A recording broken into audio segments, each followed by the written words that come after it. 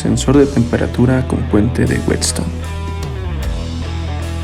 Hola, ¿qué tal? Permítame presentarme. Yo soy Miguel Ángel López, estudiante de sexto año en Mecatrónica Agrícola en la Universidad Autónoma de Chapingo, presentándoles con entusiasmo la práctica del puente Wheatstone para medir la temperatura. Y vamos para allá.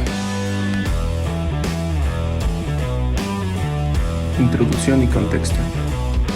La red de puentes más común y más simple para encontrar la resistencia es el puente de Wheatstone.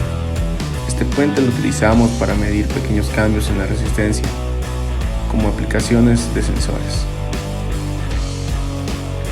Este puente se utiliza para encontrar una resistencia desconocida con mucha precisión, al compararla con un valor conocido de resistencias, como a continuación en la práctica lo vamos a ver. Y vamos a hablar un poco de la historia de este circuito. Este circuito fue descubierto y desarrollado en 1833 por el experto en electricidad Samuel Hunter Christie. Pero no fue hasta el año 1843 que el científico Charles Wheatstone pudo identificar cuáles eran los usos que se le podía dar a este circuito. Al descubrir todos sus usos como método para calcular la resistencia desconocida, se considera como una de las técnicas más precisas que tenemos para este fin.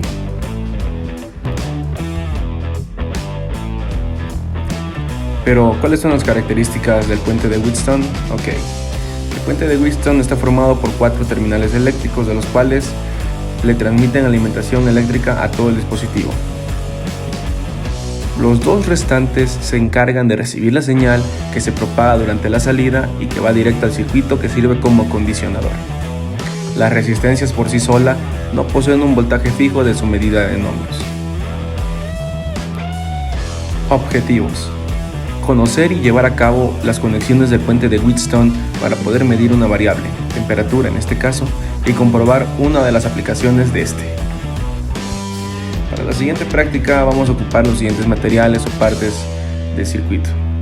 Ocupamos unos jumpers, una protoboard, resistencias de 100 kiloohms, un multímetro, un potenciómetro o resistencia variable de 250 kiloohms, un termistor de 5 kiloohms y una batería de 9 voltios, que es nuestra fuente de alimentación. Finalmente, la parte práctica de este proyecto, vamos a ver el funcionamiento del puente de Wheatstone en una de sus muchas aplicaciones para descubrir la resistencia variable. En este caso vamos a descubrir la variable temperatura con el puente de Wheatstone. Aquí podemos observar cómo está construido ya finalmente el circuito del puente de Wheatstone.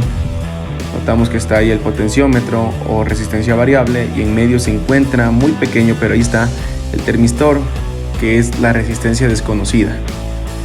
Ahí en un momento vamos a acercar un poco de calor para que notemos cómo varía esa resistencia, ¿sí? Y para empezar, cuando tenemos el puente de Wheatstone ya construido, notamos que en el multímetro tenemos un valor que es distinto a 0. Lo que primero que tenemos que hacer es equilibrar este valor, aproximarlo lo más que se pueda al valor de 0.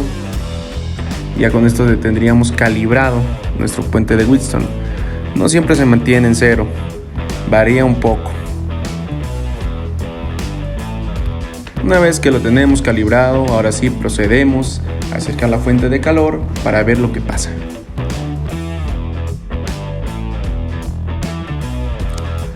Como podemos observar en el video práctico, al acercar la fuente de calor, el valor de la resistencia aumenta, y eso lo notamos en el multímetro. Cuando alejamos la fuente de calor, este valor va a disminuir constantemente hasta llegar a 0, y así comprobamos uno de los usos del puente de Wheatstone.